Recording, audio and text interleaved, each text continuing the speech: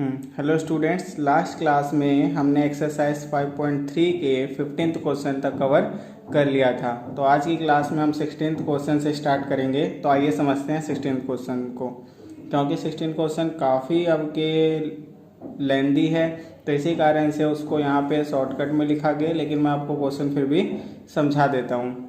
देखो, a sum of ₹700 is to be use to give 7 cash prizes to student of a school for their overall academic performance. यानी total 700 रुपये हैं जिसे इस्तेमाल किया जाएगा 7 विद्यार्थियों को प्राइज देने के लिए जिन्होंने पढ़ाई में अच्छा परफॉर्मेंस किया है।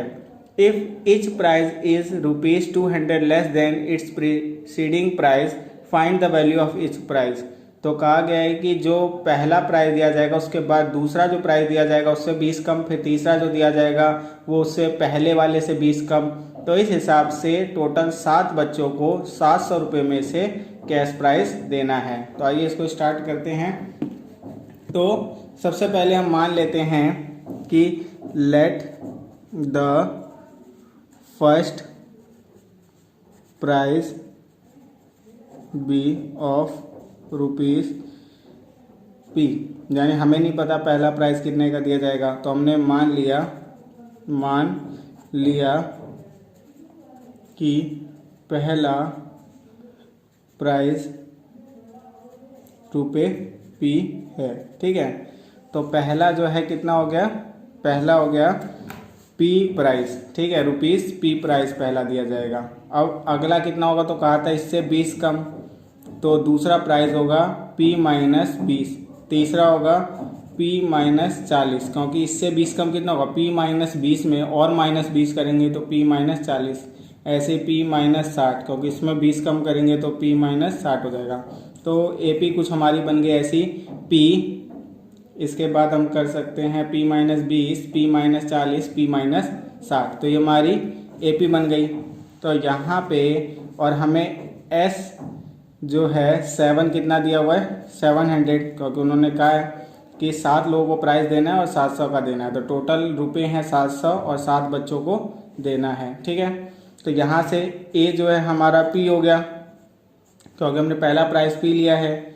और D कितना हो जाएगा, तो आप P-20 में से -P कर दो, तो P से P कट जाएगा, क्योंकि देखो ये है A2 और ये A1, तो A2 में से A1 माइनस किया, P-20 में से P किया, इसमें से ये माइनस किया, तो P से P कट गया, तो आंसर आ गया -20। तो D हमारे पास क्या है, -20। अब हमारे पास A भी है, D भी है और S7 भी है। तो S7 का फॉर्मूला लगाते हैं, कितना होता है n/2। ठीक है, सम ऑफ 7 टर्म, यानी 7 पदों का योग का फॉर्मूला लगा रहे हैं, तो n/2 हो गया 2A। अब 2A के जगह पे हम P लिख देंगे +7 - 1, क्योंकि n-1 होता है, और D कितना है -20। अब S7 के जगह पे भी हम 700 लिख सकते हैं, तो 700 लिख दो। ठीक है, इक्वल टू 7/2 2P, और यहाँ पे हो जाएगा +2P + 7 - 1 कितना होता है 6 × -20। तो यहाँ पे आ जाएगा 2 क्या है, अभी डिवाइड में है। ठीक है, तो यहाँ आगे क्या हो जाएगा, मल्टीप्लाई, और 7 क्या है, मल्टीप्लाई में है, तो इधर आगे क्या हो जाएगा, डिवाइड। और यहाँ पे 2P -6 को -20 से इंटू करेंगे तो -120। तो यहाँ पे क्या हो जाएगा, 700 जा। ठीक है, 700 होता है, तो हमने 7 को 100 से, मतलब 7 को 700 से काटा तो 100 आ गया, तो 100 2 जा 200, और यहाँ पे 2P -120। अब -120 को जब इस साइड ले जाएंगे, ठीक है, यहाँ देखो अब कि हमने क्या किया, 7 को 700 से डिवाइड किया तो 100 आ गया, और 100 2 जा 200, और यहाँ पे 2P -120 आ गया था। तो अब -120 को इस साइड ले जाओ, तो 200 में क्या हो जाएगा, प्लस हो जाएगा 120 इक्वल टू 2P। तो 200 और 120 कितना हो जाएगा, 320 2P। अब P को यहीं रहने देंगे, 320 और 2 डिवाइड में चलाएगा, अभी मल्टीप्लाई में था, इधर आगे क्या हो जाएगा, डिवाइड में। तो 2 जो आ गया वो 160 जा, यानी 2 से 320 को डिवाइड किया तो कितना आता है 160। तो P आ गया 160। तो यहाँ पे हमने क्या देखा, पहला जो प्राइस हमने लिया था वो कितने रुपए का लिया था, p रुपए का लिया था, और p कितना आ गया 160। तो यानी पहला प्राइस जो है वो 160 आ जाएगा। तो अगर पहला 160 आ जाएगा, ठीक है, तो दूसरे प्राइस को इसमें से 20 माइनस कर दो, 140, फिर 120, 100, 80, 60 और 40। देखो 20 कम करके 7 प्राइस निकाल लो, 160, 140, 120, 100, 80, 60, 40। अब इन सबको ऐड करके भी आप घर पे देख लेना 700 ही आएगा। तो ये हो गया आपके 7 प्राइजेस जो कैश प्राइजेस दिए जाएंगे एकेडमिक परफॉर्मेंस के लिए, ठीक है। तो एक बार फिर से इसे समझ लो। देखो इन्होंने कहा था, पहले जो क्वेश्चन कहा था उसे समझते हैं। इन्होंने कहा था 700 रुपीज़ हैं और उसको 7 बच्चों को देना है जो एकेडमिक में अच्छा परफॉर्मेंस करते हैं। जो पहला प्राइज होगा उससे 20 कम दूसरे वाले को दिया जाएगा, और दूसरे वाले को जितना दिया जाएगा उससे 20 कम तीसरे वाले को दिया जाएगा, और ऐसे 7 बच्चों को दिया जाएगा, ठीक है। तो हमारे पास S7 700 था, यानी 7 पदों का योग 700 दे रखा था। अब हमने क्या किया कि पहला प्राइस P मान लिया, फिर P minus B, P minus 40, ऐसे करके AP बना ली। तो A हमारे पास P आ गया, D हमारे पास -20 आ गया, S7 का फॉर्मूला लगा दिया, ठीक है, और उसमें सब करके हमने P की वैल्यू जो है वो निकाल ली, कितनी 100। यहाँ पे आप देख सकते हो 160। अब ये आ गया हमारा, पहले जो स्टूडेंट को प्राइज मिलेगा फर्स्ट पोजीशन वाले को 160, उसके बाद सेकंड वाले को इससे 20 कम कर दो 140, थर्ड वाले को 120, फिर 100, 80, 60, 40, ऐसे 7 बच्चों को, और सबको सम करेंगे तो कितना हो रहा होगा 700। क्योंकि 700 में से ये 7 बच्चों को दिया गया है। तो ये था आपका क्वेश्चन। अब नेक्स्ट क्वेश्चन समझते हैं। नेक्स्ट क्वेश्चन भी काफ़ी लंबा है, अभी से सारे क्वेश्चंस जो हैं वो काफ़ी लेंथी हैं, तो सबको मैंने शॉर्ट फॉर्म में लिख दिया है। आप जो आपको PDF भेजी जाती है या NCERT बुक है उससे क्वेश्चन पढ़ लेना, बाकी मैं क्वेश्चन समझा देता हूँ। In a school student thought of planting trees in and around the school to reduce air pollution. यानी कि स्कूल में विद्यार्थियों ने सोचा है कि वो पेड़ लगाएंगे स्कूल के चारों तरफ एयर पॉल्यूशन को कम करने के लिए, यानी वायु प्रदूषण को कम करने के लिए। It was decided that the number of trees that each section of each class will plant will be same as the class in which they are studying. Example, section of class first will plant 1 tree, section of class second will plant 2 trees, and so on till 12. There are 3 sections of each class. How many trees will be planted by the students? अब question ये है कि विद्यार्थियों ने सोचा है कि school के चारों ओर पेड़ लगाएंगे जिससे कि वायु प्रदूषण कम होगा। और उन्होंने क्या सोचा है, क्या डिसाइड किया गया स्कूल वालों की तरफ से, जो क्लास की जो संख्या है वो उतने ही पेड़ लगाएंगे। जैसे पहली क्लास 1 पेड़ लगाएगी, दूसरी क्लास जो है वो 2 पेड़ लगाएगी, तीसरी क्लास जो है वो 3 पेड़ लगाएगी, ऐसे करके 12वीं क्लास 12 पेड़ लगाएगी, ठीक है। और ये भी कहा गया है कि हर क्लास के 3 सेक्शन हैं, यानी अगर पहली क्लास जो है 1 पेड़ लगा रही है तो उसके 3 सेक्शन है, तो तीनों सेक्शन एक लगाएंगे, यानी 3। ऐसे दूसरे सेक्शन की 2 है तो दोनों 2, मतलब दूसरी क्लास जो है उसके 3 सेक्शन है तो तीनों सेक्शन 2 लगाएगी। तो इस हिसाब से अब हम क्वेश्चन को आगे बढ़ा सकते हैं। देखो कैसे कि पहली क्लास जो है AP कुछ ऐसा बन जाएगा, पहली क्लास जो है वो 1 पेड़ लगाएगी, दूसरी 2 लगाएगी, 3 लगाएगी, ऐसे करके लास्ट में 12 लगेंगे। अब हमारे पास 2 तरीके हैं इस क्वेश्चन को सॉल्व करने के।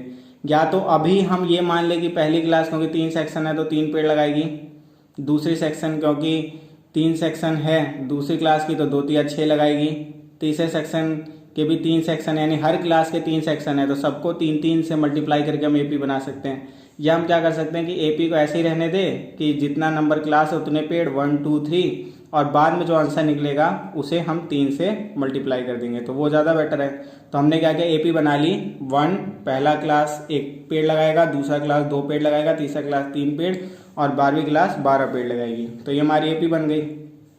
अब इससे A मिल गया 1 और D 2 - 1, तो ये भी मिल गया हमें कितना, तो 1, A भी 1 D भी 1, और हमें निकालना कितना है S12, ठीक है। S12 कैसे निकलेगा, तो यहाँ पे हम कर सकते हैं 12/2 n/2, फिर 2A, A क्या है 1, तो 2A यानी कि 2 1 प्लस n - 1 तो 12 -1 और डी हमारे पास कितना है 1। तो यहाँ पे इसको तो कट कर दो, 2 6 ज़ा 12, ठीक है, 2 6 ज़ा 12, तो ये आ गया 6 और 2 1 ज़ा 2 प्लस 12 - 1 कितना होगा 11 1 ज़ा 11, तो ये आ जाएगा 6 और ब्रैकेट में आ जाएगा 2 + 11 13 और 13 6 का कितना होता है 78। तो यहाँ पे हमने क्या देखा कि जब हमने S12 का फॉर्मूला लगाया और उसमें A के जगह पे 1 रखा और D के जगह पे भी 1 रखा और N जो है क्योंकि S7 निकाल रहे थे तो 7 था, तो फिर हमारा कितना निकल गया 78। यानी हर क्लास से अगर उनके क्लास के नंबर के इतना पेड़ लगाया जाए तो 78 लगेंगे, लेकिन ये तो सारी क्लासों के एक सेक्शन का हो गया और हमें कितने का निकालना है 3 सेक्शन का। तो ये लाइन आप लिख देना, ठीक है, क्या कि number of trees planted by one section of class = 78, ठीक है। और हिंदी वाले लिख सकते हैं कि कक्षा के एक वर्ग द्वारा लगाए गए वृक्ष कितना हो जाएंगे 78, ठीक है। अब पूरी लाइन ऐसे लिखना, number of trees planted by, यहाँ 1 के जगह पे क्या कर देना 3 सेक्शन, और हिंदी वाले क्या कर देंगे कक्षा के 3 वर्ग द्वारा लगाए गए वृक्ष। तो जो 78 है उसको किससे इंटू कर देंगे 3 से, क्योंकि हर क्लास जो है वो अपने क्लास के संख्या के बराबर पेड़ लगाएगी, लेकिन उनकी क्लास के कितने सेक्शन है 3। तो अगर पहली क्लास लगाएगी 1 पेड़ तो 1 पेड़ उनके तीनों सेक्शन लगाएंगे 1 तो 1 1 1, तो टोटल 3। तो सब जो भी आंसर आएगा उसको हम 3 से इंटू कर देंगे क्योंकि उनके 3 सेक्शन है। तो यहाँ पे आ जाएगा 234, मल्टीप्लाई कर लेना इसे। तो टोटल जो है विद्यार्थी कितने वृक्ष लगाएंगे 234, याद रहेगा। तो कुछ नहीं किया हमने, एपी बना ली, उससे एक सेक्शन के निकाल लिया 78, उसके 3 सेक्शन के लिए 3 से मल्टीप्लाई कर दिया। और चाहे तो हम पहले भी 3 से मल्टीप्लाई करके एपी बनाते तो डायरेक्ट यहाँ पे 234 आ जाता, तब हम ए के जगह पे 3 लेते और डी के जगह पे भी 3 लेते, तो आंसर सेम ही आता, वही 234 का ट्रिपल हो जाता। तो ये था आपका 17th क्वेश्चन। अब समझते हैं 18th क्वेश्चन को। तो 18th क्वेश्चन में डायग्राम देखो, यहाँ पे कुछ डायग्राम दिया हुआ है तो इससे रिलेटेड क्वेश्चन है। तो इस डायग्राम को पहले समझाता हूँ या ड्राइंग को समझाता हूँ, फिगर को। A spiral is made up of successive semi circle, यानी एक स्पाइरल जो है, अगर आपने स्प्रिंग वगैरह देखा होगा तो स्पाइरल समझ लो उसे। तो एक जो स्पाइरल है वो अर्धवृत्तों से मिलकर बना हुआ, देखो अर्धवृत्त 1 2 3 4 ऐसे चलता रहा होगा, ठीक है। तो अर्धवृत्तों से यानी सेमी सर्कल से मिलके बना हुआ है।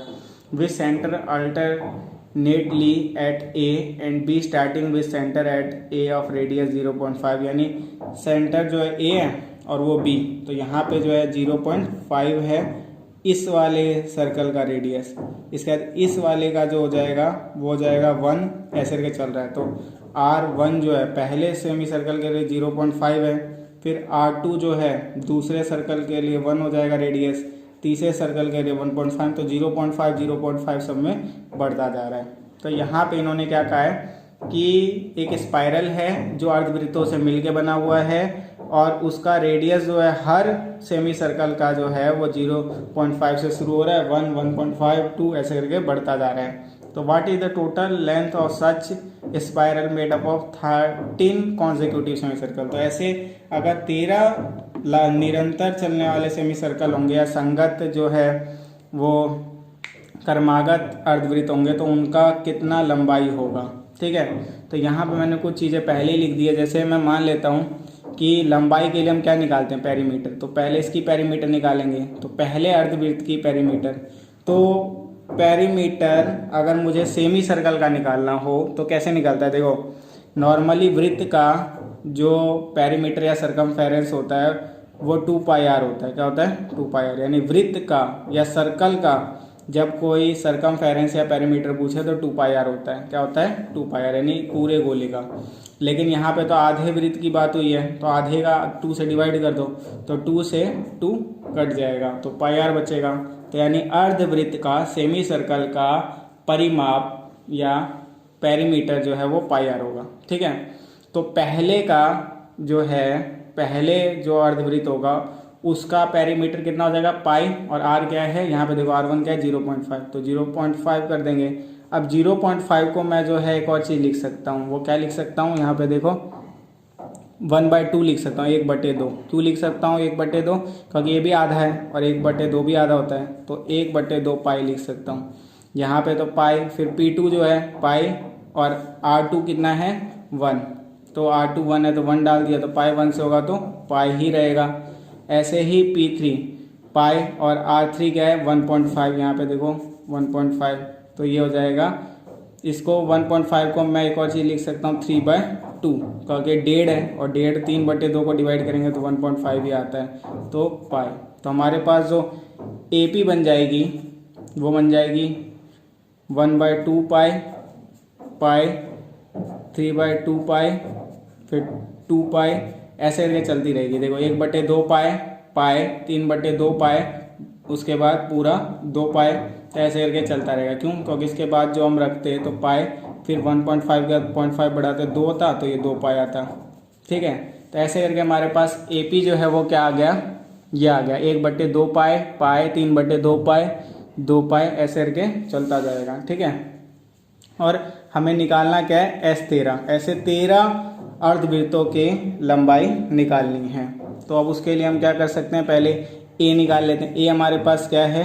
1/2 पाई है। A हमारे पास क्या है? 1/2 पाई, यहाँ से हम देख सकते हैं। और D क्या है? तो D हमें क्या करना होगा? A2 हमारे पास क्या था? पाई माइनस 1/2 पाई, तो उसको सब्ट्रैक्ट करोगे तो 1/2 पाई ही आएगा। तो यहाँ पे जो है हमारे पास S13 हमें निकालना है। A हमने निकाल लिया, D हमने निकाल लिया। चलो अब सॉल्व करते हैं। तो S13 अब निकालते हैं, तो n/2 होता है, तो n/2 यानी कि 13/2, क्योंकि n 13 है। फिर 2A, अब 2 हमारे पास यही है, और A हमारे पास क्या है? अगर देखोगे तो 1/2 पाई, 1/2 पाई प्लस n-1। अब n क्या हमारे पास? 13 -1 और n-1 D। अब D क्या है? D जो है हमारे पास वो फिर से 1/2 पाई है। तो ये हो गया हमारा, ये रहा देखो n/2 13/2, क्योंकि n 13 था, प्लस ब्रैकेट में 2A हमारे पास 1/2 पाई था, प्लस n-1, n 13 था, 13 - 1 D, तो 1/2 पाई जो था वो हमारे पास D था। अब देखो यहाँ पे हो जाएगा 13/2, यहाँ पे 2 से 2 कट गया, क्योंकि ये मल्टीप्लाई में डिवाइड में, तो बच क्या गया? सिर्फ पाई को 1 से करेंगे तो पाई, प्लस 13 - 1 कितना होता है? 12, और यहाँ पे जो है वो पाई/2 है, 1 × पाई/2। अब यहाँ पे आ जाएगा 13/2 पाई, प्लस इसको काट दो 2 6 जा, तो 6 पाई। तो आगे बढ़ते हैं। तो यहाँ देखो 13/2, यहाँ 1 पाई है, तो कुछ नहीं लगा हुआ, तो 1 पाई, और ये 6 पाई है, तो टोटल कितना हो गया? 7 पाई। ठीक है, तो ये हो गया 7 पाई मल्टीप्लाई में। अब इसको सॉल्व करते हैं। 13/2 7 पाई को खोल दो, पाई क्या होता है? 22/7, 22/7, तो 7 से 7 कट गया, 2 11 जा कट गया। अब 13 को 11 से करेंगे तो यहाँ पे आता है कितना? 13 को 11 से करेंगे तो 143। ठीक है, तो इतनी लंबाई होगी 143, जो भी यूनिट रहा होगा इकाई। तो एक बार फिर से इसे समझ लो, सही से समझना कि इन्होंने कहा था कि कोई स्पाइरल है जो अर्धवृत्तों से मिलकर बना हुआ है, सेमी सर्कल से मिलकर बना हुआ है, जिसकी रेडियस जो है, त्रिज्या जो है वो 0.5 से शुरू होती है, फिर 1, 1.5, 2 ऐसे चलती है। तो हमने सबका पेरीमीटर निकाल लिया सरकमफेरेंस को। लंबाई के लिए तो हमें यही निकालना होगा, और ये निकालने के लिए हम सरकमफेरेंस निकालते हैं। तो हमने क्या किया? पेरीमीटर सबका निकाल लिया। तो पहले का आ गया 1/2 पाए, दूसरे का पाए, तीसरे का 3/2 पाए, फिर चौथे का 2 पाए। फिर इससे हमने ए और डी निकाले जो कि 1/2 पाए, 1/2 पाए ही आया। फिर S13 के फॉर्मूले में डाला और अंत में सॉल्व करते हुए 143 इकाई आ गई, लंबाई 13 उसकी।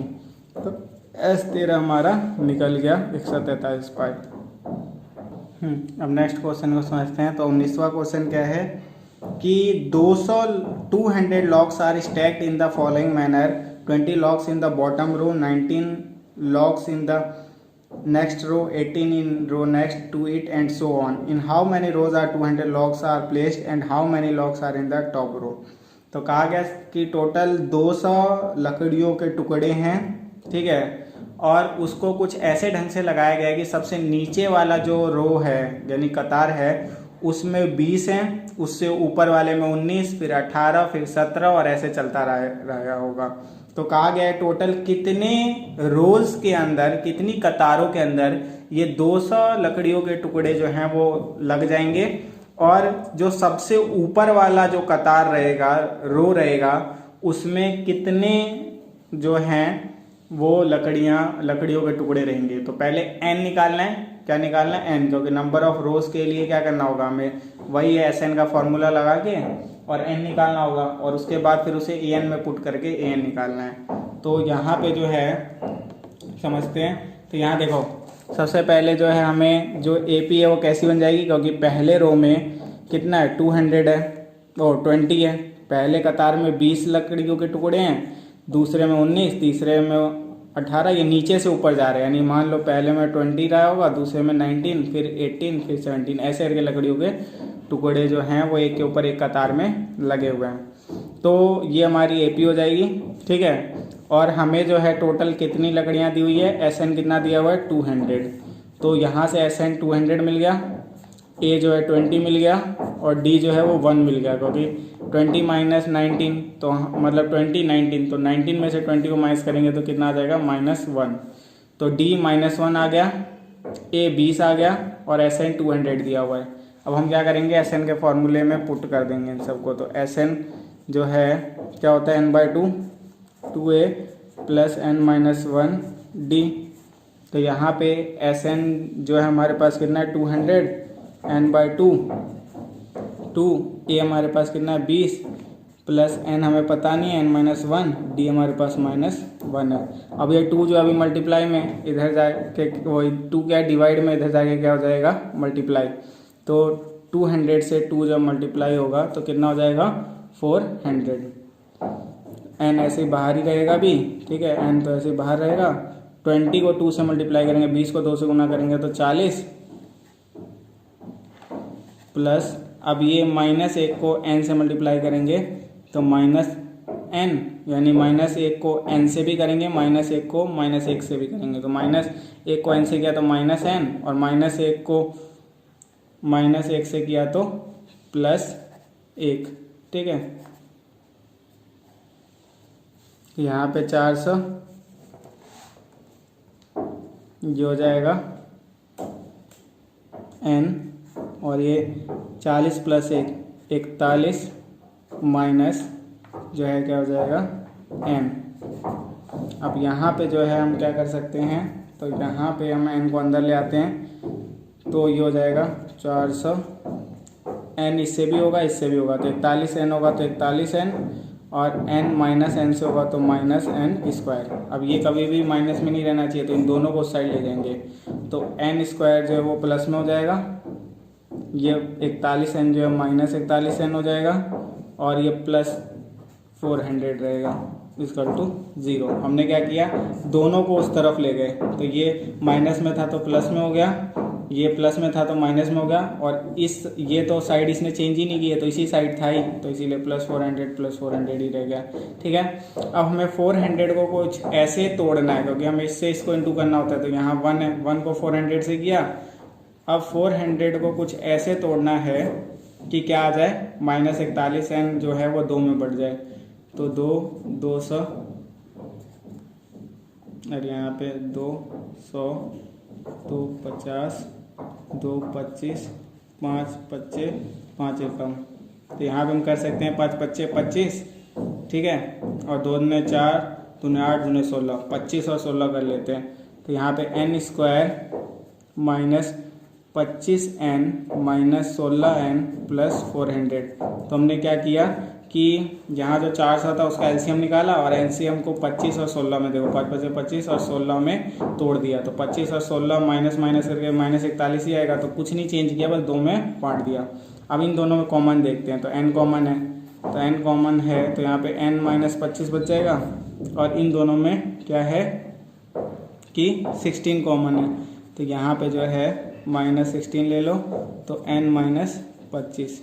तो यहाँ पे 2 आ गए, n माइनस 25, एक तो ये ले लो और एक n माइनस 16, ठीक है। तो ये हो गया। तो हमारे पास जो है क्या आया, हमने जो ये इक्वेशन बनी थी हमारी n square minus 41n plus 400, तो ये हमने पहले भी पढ़ा हुआ है क्या कि इसे मिडिल टर्म स्प्लिट से यानी कि फैक्टराइजेशन मेथड से सॉल्व करेंगे। तो मैंने 41 को माइनस 25 माइनस 16 में तोड़ दिया। वो कैसे, 400 का एलसीएम या फैक्टराइजेशन, प्राइम फैक्टराइजेशन करके। तो फिर वो 25 16 में आया, फिर इसमें से कॉमन लिया था n माइनस 25, इसमें से 16 कॉमन लिया था 16 n माइनस 25। तो यहाँ n माइनस 25 और यहाँ n माइनस 16 हो गया।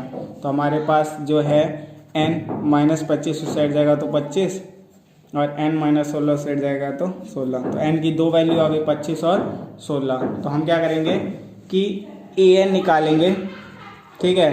an क्या होता है, a plus n minus 1 d।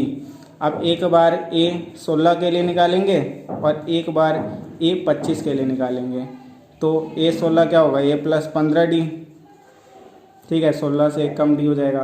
तो यहाँ a हमारे पास क्या था 20 प्लस 15 और d क्या था माइनस 1। तो यहाँ 20, 15 को माइनस 1 से करेंगे तो माइनस 15, तो 5 आ जाएगा। और a 25 निकाल लेंगे तो a प्लस 24d होगा। तो यहाँ पे a 20 था प्लस 24 माइनस 1, तो यहाँ पे 20 माइनस 24, क्यों 24 को माइनस 1 से करेंगे तो माइनस 24, तो यहाँ माइनस 4 आ जाएगा। अब ऐसा हो सकता है कि जब हमने लकड़ियों का जो है कतार लगाना शुरू किया होगा तो किसी कतार पे माइनस में लकड़ी आ जाए। लकड़ी कुछ ना कुछ तो रही होगी ना हर कतार में, तो ये वाला जो है वो गलत है, यानी 25 कतार नहीं होंगी। इसलिए नहीं होंगी क्योंकि 25वें कतार की अगर लकड़ी निकाल रहे हैं रोज़ की तो -4 आ रहा है। तो -4 लकड़ी पॉसिबल ही नहीं है क्योंकि कुछ ना कुछ तो लकड़ी रही होगी पॉजिटिव में। तो इस कारण से टोटल रोज़ जो हैं वो 16 रहे होंगे, यानी ये सही है। और जो 16वें रो है यानी टोटल जो ऊपर जाएंगे तो जो सबसे ऊपर वाले कतार पे लकड़ियां हैं वो 5 हैं। तो आप लिख देना there are 16th rose and आगे कहते होगी 5 लॉक्स इन दैट रो।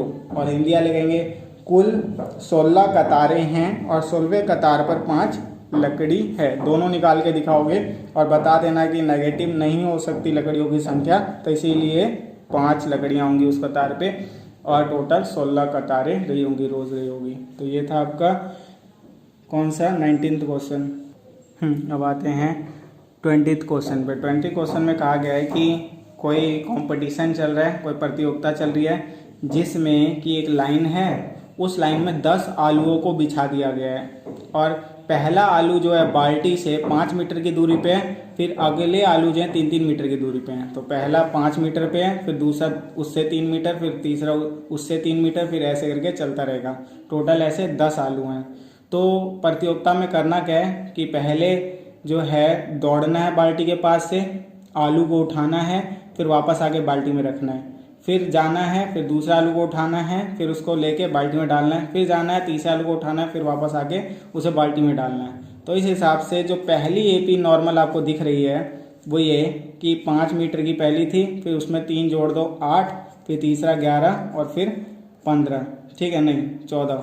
तो ऐसे करके एपी चल रही है क्या कि पहला आलू 5 मीटर की दूरी पे, दूसरा आलू जो है बाल्टी से 8 मीटर की दूरी पे, क्योंकि ये 5 था और उसमें 3 और जोड़ दो तो 5 3 8 हो जाएगा, फिर 8 में 3 और जोड़ दो 11 हो जाएगा। तो पहला आलू 5 मीटर की दूरी पे, दूसरा 8 पे, तीसरा 11 पे, तीसरा चौथा 14 पे। लेकिन उस लड़के को क्या करना पड़ रहा है, यहाँ से जाना है, आलू उठाना है, फिर वापस रखना है। तो टोटल मिला के एक राउंड में 10 मीटर चलना पड़ रहा है, दूसरे में 16 चलना पड़ेगा क्योंकि 8 जाएगी, फिर आलू लेगी, फिर बाल्टी में डालेगी, 16, ऐसे ही 22।